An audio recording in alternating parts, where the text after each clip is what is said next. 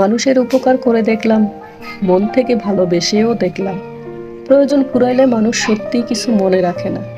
মানুষের স্মৃতিশক্তি শুধু নিজের স্বার্থের জন্যই তীব্র, আর অন্যের উপকারের বেলায় ওরা বড্ড ভয়ঙ্কর। মানুষ সৃষ্টির সেরা জীব ঠিক আছে, তবে জাতি হিসেবে কিন্তু সেরা বেঈমান।